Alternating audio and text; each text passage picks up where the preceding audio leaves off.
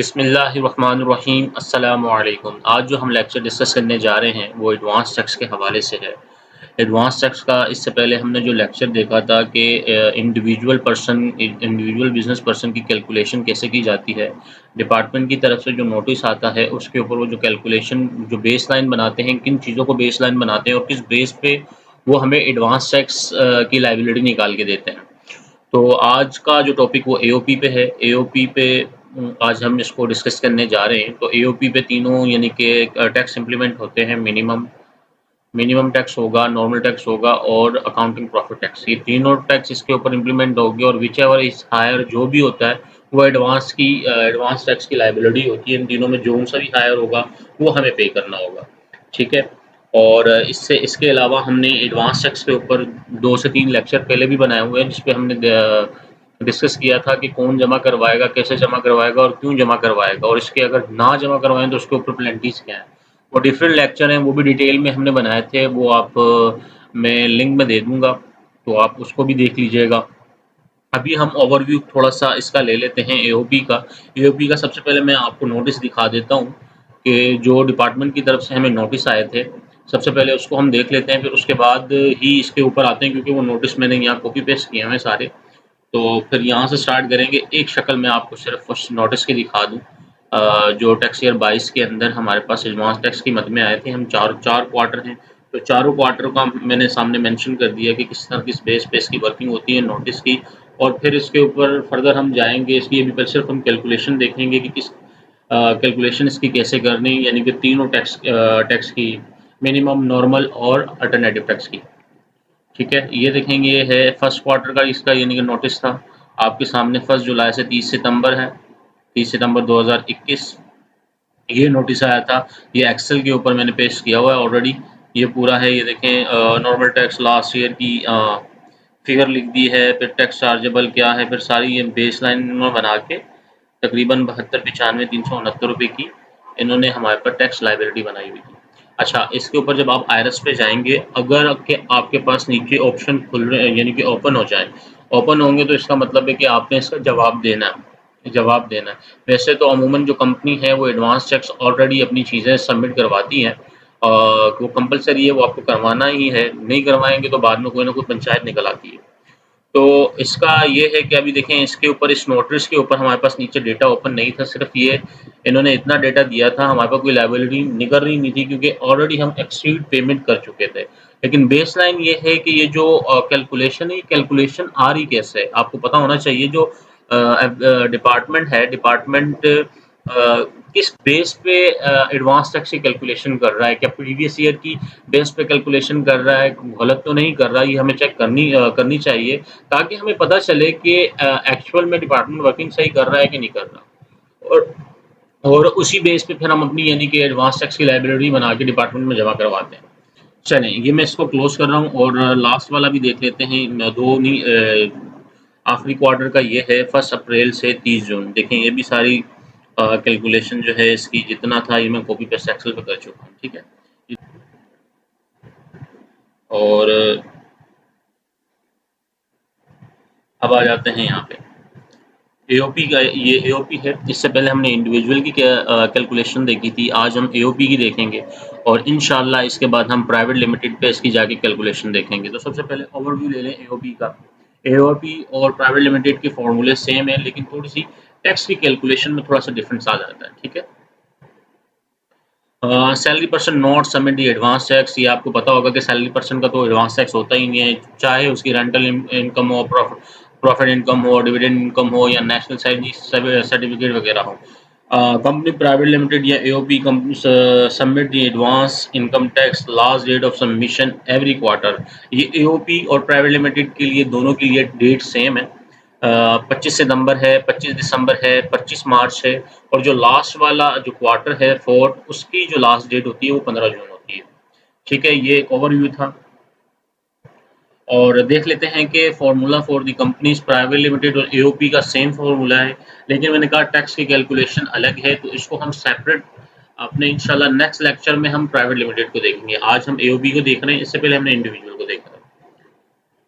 अच्छा, formula for the company है ए turnover for the quarter यानी कि अगर समझे जुलाई से सितंबर तक जो हमारी सेल होगी वो आ जाएगी इधर जुलाई से सितंबर तक।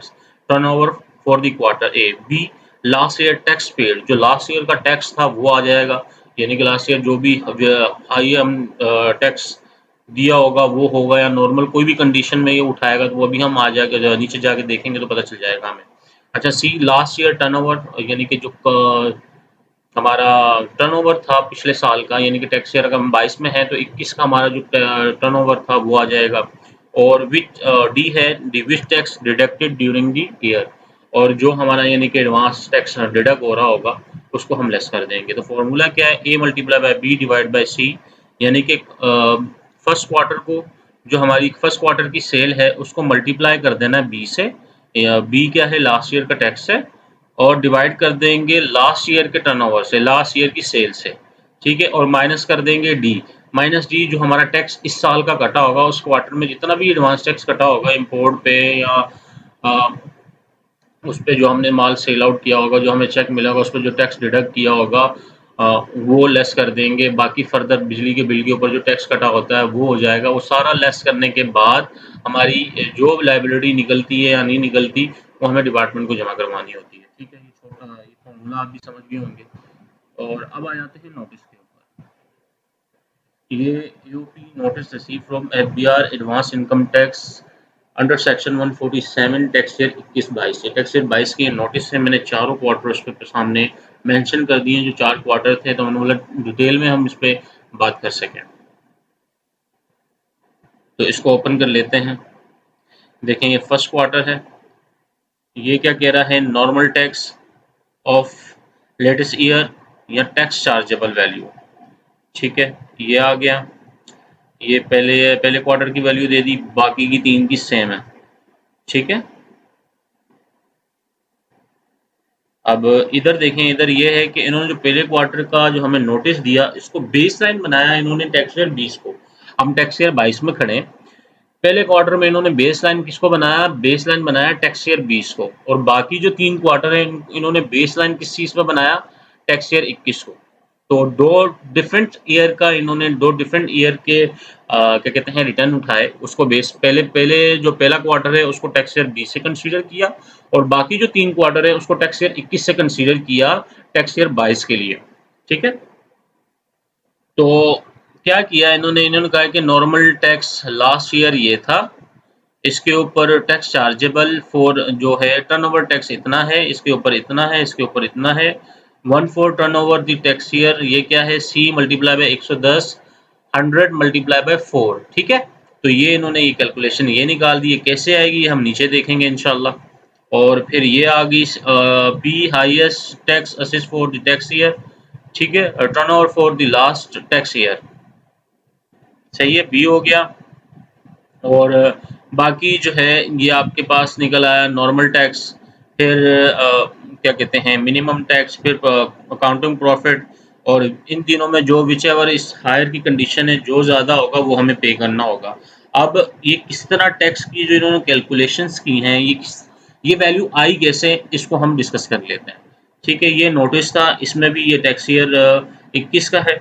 तो सबसे पहले हम इसकी बेस लाइन को समझ लेते हैं, है क्या। हम आते हैं सबसे पहले, बल्कि हम आ जाते हैं tax calculation AOP financial statement tax 19-20, और सबसे पहले इसको यहाँ से इसको ओपन कर लेते हैं। ये थोड़ा डिटेल में ऊपर भी दिया हुआ है। देखिए मेरा जो नेट रेवेन्यू था ना वो 640 का था टैक्स ईयर 19-20 में, और मेरा जो कॉस्ट ऑफ रेवेन्यू थी वो 528 की थी। तो मेरा जीपी आ गया 112 का, और जनरल जो कि जनरल एंड एडमिनिस्ट्रेटिव एक्सपेंस आ गए मेरे 26 के।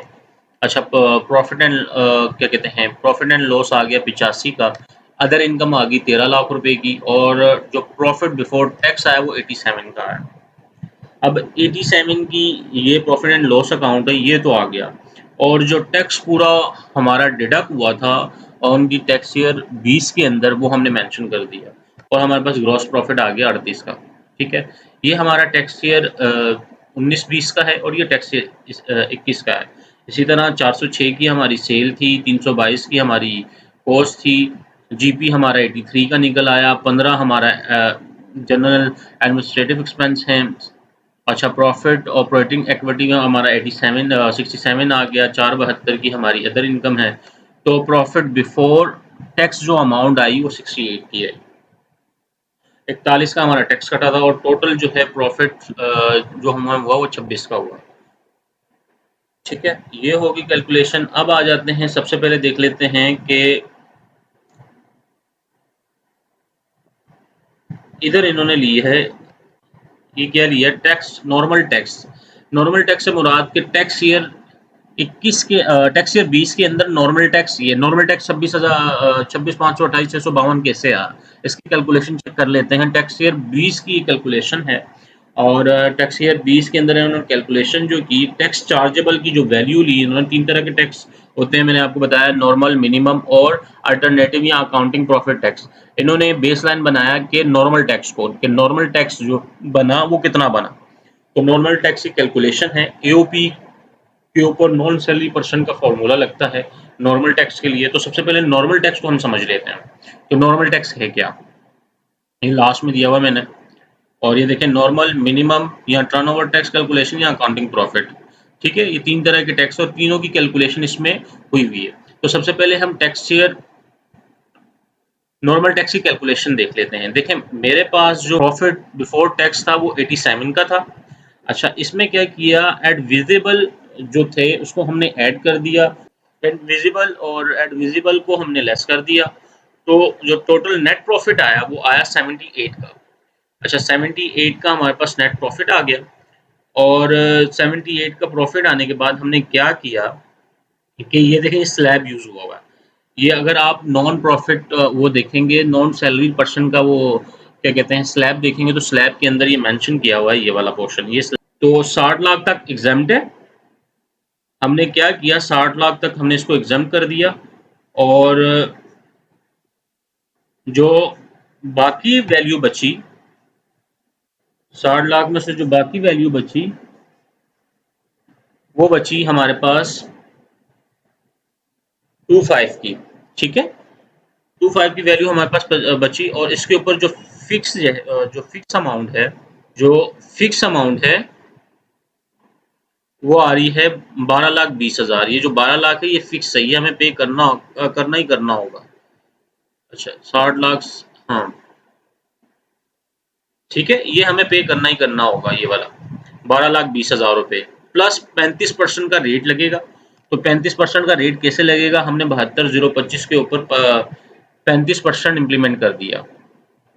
ठीक है, ये वैल्यू आने के बाद हमने इसके ऊपर इम्प्लीमेंट कर दिया 35%। तो कितना आया, 25,208,906 की वैल्यू आ गई। और जो फिक्स है, फिक्स किया हुआ है 12,20 का, 12,20,000 फिक्स है। तो टोटल वैल्यू कितनी बन गई इसकी, ये बन गई 26,428,906। अब नॉर्मल टैक्स जो मेरा पिछले ईयर का बना और मेरे अगर रिटर्न के अंदर मेरा ये amount as it is match है, लेकिन जब हम नोटिस पे आए, इस नोटिस के ऊपर इन्होंने लिखा 26,528,652 का इन्होंने हमारा टैक्स ईयर 20 का इन्होंने नॉर्मल टैक्स बनाया, जबकि मेरे रिटर्न के अंदर जो वैल्यू मेंशन है वो ये वाली है टैक्स ईयर 20 के अंदर। तो तकरीबन 1 लाख रुपए का फ़र्क आया। एडवांस टैक्स में इन्होंने 1 लाख रुपए का फ़र्क लिया है। वो क्या है, वो क्या कैलकुलेशन है, वो मैं काफ़ी इसमें ढूँढने की कोशिश की पर कहीं मिला नहीं, कोई एरर नज़र नहीं आया, क्योंकि एज़ पर रिटर्न जो वैल्यू थी वो ये है और टैक्स ईयर 21 के अंदर ये है, देखें ये मैच है और इसमें सिर्फ जो फ़र्क आ रहा है वो इस वैल्यू का फ़र्क आ रहा है। ठीक है, पहले हम सिर्फ टैक्स ईयर 21 को, टैक्स ईयर 20 को देख लेते हैं, फिर इसके बाद हम टैक्स ईयर 21 को देखेंगे। जी, ये आ गई हमारा नॉर्मल टैक्स आ गया। नॉर्मल टैक्स इसी को बेसलाइन बना लेंगे, ये 26 को 1 लाख का इतना बड़ा फ़र्क नहीं होता, तो हमने एज इट इज़ यही वैल्यू ले ली। अब आ जाते हैं हम फर्स्ट क्वार्टर के ऊपर, ये एओपी का नोटिस था। अब इसकी कैलकुलेशन पे आ जाते हैं। अच्छा, ये नॉर्मली 4 लाख और अकाउंटिंग प्रॉफिट 33, 20, 60 और 13, ये मिनिमम डिफरेंस वगैरह के जो क्या कहते हैं एओपी के रिटर्न के ऊपर वैल्यू थी, ये वो मैंने यहाँ मेंशन कर दी थी ताकि इशू ना हो। ठीक है, इसको मैं हाइड कर देता हूँ ताकि कन्फ्यूजन ना हो। अब आ जाते हैं हम कैलकुलेशन के ऊपर। अच्छा, कैलकुलेशन कैसे होगी, देखें कैलकुलेशन ऐसे होगी कि जो मेरी वैल्यू बन रही है, लास्ट ईयर का टर्नओवर कितना है मेरा, नॉर्मल टैक्स की कैलकुलेशन हम करने जा रहे हैं। और बेसलाइन में आपको बता दूं कि जो हम बेसलाइन बनाने वाले हैं, ये नोटिस है, ठीक है। ये इन्होंने ये चीजें निकाली थी पिछले साल की। अब 176 की वैल्यू आ रही है, 176 प्लस 26 और 641 turnover for the last year, ठीक है। 641, सबसे पहले 641 की वैल्यू आपको समझ आई कहाँ से आई? ये लास्ट ईयर का टर्नओवर है, लास्ट ईयर का टर्नओवर। और लास्ट ईयर का टर्नओवर कैसे आएगा? अगर ये देखेंगे आप, 640 ये है और अदर इनकम को मिला के 641 की फिगर बन जाएगी, ठीक है। अब आगे नॉर्मल टैक्स की कैलकुलेशन करने जा रहे हैं। 10% इंक्रीज कर देंगे। अब 10% कैसे इंक्रीज करेंगे, मैं फार्मूला बता देता हूँ इसका। ये देखें क्या कह रहा है, 110%, ठीक है। 100% ये है 641, 10% इसके ऊपर बढ़ा देंगे, ठीक है। ये 10% बना दिया तो टोटल कितनी वैल्यू बन गई? 706 की। 706 ये पूरे साल का हमारे पास क्या आ गया? टर्नओवर आ गया 706, ठीक है। 706 का पूरे साल का टर्नओवर आ गया। 641 था, इसके ऊपर हमने 10% बढ़ा दिया और इसको हमने डिवाइड कर दिया 4 से। 4 से डिवाइड कर दिया तो क्या वैल्यू आई? 176 आ गई। 176 की वैल्यू आ गई। 176 कहाँ आ रहा है? अब ये देखें, 176 505 097 की फिगर आ गई। 176 505 097, यानी कि पहली जो कैलकुलेशन थी, ये जो इन्होंने कैलकुलेशन निकाली कि 1/4 of the turnover the latest tax year, C multiply by 110, यानी कि C मल्टीप्लाई बाय 110 से मुराद क्या हुआ कि C turnover multiply by 10% divide by 100। तो 10% की जो फिगर आ गई वो इन्होंने इंक्लूड कर दी किसके अंदर? 176 के अंदर। और 176 को फिर इसने क्या किया, आगे चलते हैं। अब 176 की फिगर ये आ गई, ठीक है। 176 को फिर 706 की फिगर आने के बाद डिवाइड कर दिया उन्होंने 4 से। 706 की टोटल टर्नओवर अगर वैल्यू आ जाएगी उसको फिर हम डिवाइड कर देंगे 4 से, तो हमारे पास फर्स्ट क्वार्टर की वैल्यू आ जाएगी। ये फर्स्ट क्वार्टर की हमारे पास वैल्यू आ गई 176 505 997 की। अब इनकम टैक्स तो लास्ट ईयर देखिए, इधर 1 लाख रुपए का फर्क था। मैंने बोला कि जो एक्चुअल में हमारा जो नॉर्मल टैक्स था वो ये वाला था, पर डिपार्टमेंट ने ये फिगर इसको कंसीडर की 26,528, तकरीबन 1 लाख रुपए का फर्क है। तो यही एज इट इज जो डिपार्टमेंट ने भेजी, इतना बड़ा फर्क नहीं है, हो सकता है कोई पॉइंट्स का फर्क हो कहीं ना कहीं। तो 26,528 652 ये हमारा ए आ गया। ये क्वार्टरली यानी कि हमें ये हमारे यानी कि फर्स्ट क्वार्टर की वैल्यू आ गई। ये हमारे पास आ गई क्या कहते हैं, अल्लाह आपका भला करे।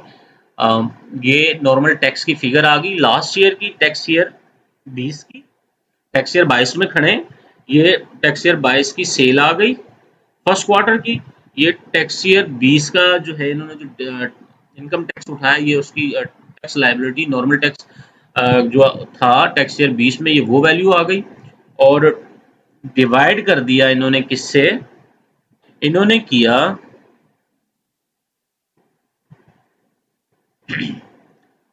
करंट जो है फर्स्ट क्वार्टर की सेल को मल्टीप्लाई किया 20 से और डिवाइड कर दिया लास्ट ईयर के टर्नओवर से। समझ रहे हैं? ये इससे मल्टीप्लाई हो गया और डिवाइड कर दिया इससे, तो हमारे पास नॉर्मल टैक्स की फिगर आ गई। कितनी आई? 72 95 369, ठीक है। ये फिगर कैसे आई? 72 95 369 की फिगर आ गई। ये हमारे पास नॉर्मल टैक्स, हमने नॉर्मल टैक्स कैलकुलेट कर लिया। 72 95 369 हमने नॉर्मल टैक्स की कैलकुलेशन, आप समझ गए कि किस तरह आया हमारे पास फर्स्ट क्वार्टर का। अब आ जाते हैं हम, ये नॉर्मल टैक्स से हम निकल गए, अब आ जाते हैं मिनिमम टैक्स टर्नओवर की। अब मिनिमम टैक्स टर्नओवर कैसे आएगा, कि क्या बेस लाइन है? F2 करेंगे तो हमने क्या किया कि जो हमारी फर्स्ट क्वार्टर की सेल थी, अब देखें हमारे पास सेल तो आ गई, हमने सेल निकाल दी। सेल कैसे आई? सेल ऐसे आई कि पिछले साल टैक्स ईयर 20 के अंदर 641 की हमारी सेल थी, इसके ऊपर हमने 10% बढ़ाया तो कितनी बनी? 64। 183 672 की फिगर ये बढ़ गई। बनने के बाद टोटल जो टर्नओवर बना वो 706,020,389 की फिगर बनी। इसको हमने क्या किया? डिवाइड बाय 4 कर दिया, तो फर्स्ट क्वार्टर की हमारे पास फिगर आ गई। तो मैंने क्या किया? मिनिमम टैक्स के लिए मल्टीप्लाई बाय 1.25 कर दिया। तो हमारे पास ये आ गया मिनिमम टैक्स, ठीक है, हमारे पास ये मिनिमम टैक्स निकल आया। अब आ जाते हैं अकाउंटिंग प्रॉफिट के ऊपर। अब अकाउंटिंग प्रॉफिट किस तरह निकलेगा, आपको ये 87 की फिगर याद होगी, मैंने अब फिर दिखा देता हूँ कि एक्चुअल में जो मेरा अकाउंटिंग प्रॉफिट है, जो मेरा एक्चुअल में अकाउंटिंग प्रॉफिट वो 87 है बिफोर टैक्स, 87 की फिगर है, 87,004,203 की है, ठीक है, ये मैंने ले ली यहाँ पे। अच्छा, और मैंने क्या किया, 87 को डिवाइड कर दिया 4 से। ये टैक्स ईयर 20 के अंदर ये मेरा टोटल टैक्स था, इसको मैंने डिवाइड किया 4 से, और 4 जो 4 की फिगर आई, ये आया, इसको डिवाइड किया 4, तो फर्स्ट क्वार्टर की फिगर निकल आई मेरे पास। फर्स्ट क्वार्टर का क्या कहते हैं अकाउंटिंग प्रॉफिट निकल आया, फर्स्ट क्वार्टर का अकाउंटिंग प्रॉफिट निकल आया मेरे पास फर्स्ट क्वार्टर का। मैंने क्या किया, इसके ऊपर 17% इंप्लीमेंट कर दिया। अकाउंट बेस्ड ऑन 17% होता है, सीधा सीधा टैक्स मेरा अकाउंटिंग प्रॉफिट का इसके ऊपर निकल आया, तो ये मेरे पास अकाउंटिंग प्रॉफिट की भी फिगर आ गई। अच्छा, अब आ जाते हैं ऊपर दोबारा, ये हमारा नोटिस था, ये हमारा नॉर्मल टैक्स आ गया 72, 95, 369 का, ये हमारा मिनिमम आ गया, और ये हमारा 36, 97, 669 की जो फिगर है ये हमारी आ गई अकाउंटिंग प्रॉफिट की फिगर। आप तीनों की कैलकुलेशन समझ गए होंगे कि कैसे निकाली। पहली कैलकुलेशन ऐसे निकली, 641 की फिगर थी, मैं थोड़ा सा फिर दोबारा से बताता हूँ, 641 की फिगर थी, इसके ऊपर हमने 10% बढ़ा दिया, तो टोटल मिला के 706 की फिगर बन गई। हमने डिवाइड कर दिया 4 से, तो फर्स्ट क्वार्टर की हमारे पास फिगर निकल आई। फर्स्ट क्वार्टर की हमारे पास फिगर निकलने के बाद हमने क्या किया, हमने इसको डिवाइड कर दिया, मल्टीप्लाई किया हमने टैक्स से, और डिवाइड कर दिया हमने किससे, टर्नओवर टैक्स से, और टर्नओवर से 176 की फिगर निकली, डिवाइड किया, मल्टीप्लाई किया लास्ट ईयर के टैक्स से, और मल्टीप्लाई किया लास्ट ईयर के टैक्स से, और डिवाइड कर दिया हमने सेल से, तो हमारे पास करंट की लायबिलिटी निकल आई, करंट क्वार्टर की लायबिलिटी निकल आई। अब जो हमारे पास सेल हमने निकाली थी फर्स्ट क्वार्टर की, उसको हमने मल्टीप्लाई कर दिया 125 से, तो हमारे पास मिनिमम टैक्स निकल आया। इसी तरह हमने क्या किया, बेस बनाया, अकाउंटिंग प्रॉफिट जो था टैक्स ईयर 20 का, वो बिफोर टैक्स वो हमने उठाया, उसको डिवाइड किया 4 से, और जो फिगर निकली हमने उसके ऊपर 17% निकाल दिया, तो एज इट इज सीधर हमारे पास ये फिगर निकल आई। अब इनमें से तीनों में से विच एवर इज हायर की कंडीशन है, जो भी बड़ी फिगर होगी वो हमें पे करनी होगी, तो 72, 95, 369 की फिगर है वो हमें पे करनी होगी, ठीक है। पहला क्वार्टर इन्होंने बेसलाइन 19 का बनाया था, सेकंड इन्होंने जो नेक्स्ट 3 क्वार्टर की जो नोटिस आए उन्होंने बेसलाइन टैक्स ईयर 21 को बनाया, ठीक है, टैक्स ईयर 21 को बनाया। तो टैक्स ईयर की भी हम कैलकुलेशन अपने नेक्स्ट लेक्चर में देखेंगे, ताकि क्योंकि वीडियो ऑलरेडी बहुत ज़्यादा लंबी हो चुकी है, तो हम इसको नेक्स्ट लेक्चर में देखेंगे, क्योंकि इसकी भी एक अब देखें, इस वाले टैक्स ईयर 20 में था 1 लाख रुपए का पूरा फर्क आ रहा था नॉर्मल टैक्स के ऊपर, ठीक है। एज पर जो हमारी कैलकुलेशन थी वो ओके थी, क्योंकि 26,400 में हमारा जो रिटर्न था वो ओके है, और टैक्स ईयर 21 के अंदर भी देखें उसी तरह की सेम कैलकुलेशन की हुई है, 0% वो है, कुछ भी यानी कि डिफरेंस नहीं आ रहा, पर 1 लाख रुपए ज़्यादा से इन्होंने बेसलाइन इसको बनाया है। तो इसको हम नेक्स्ट लेक्चर में हम देखते हैं, कि ऑलरेडी वीडियो काफ़ी लंबी हो चुकी है, तो इंशाल्लाह अपने नेक्स्ट लेक्चर में देखेंगे। अगर इस लेक्चर के हवाले से कोई भी अपना क्वेश्चन या क्यूरी हो तो आप मुझे कमेंट सेक्शन में पूछ सकते हैं, और टैक्स ईयर 21 को हम नेक्स्ट लेक्चर में देखेंगे। अपनी दुआओं में याद रखिएगा। अल्लाह हाफिज़।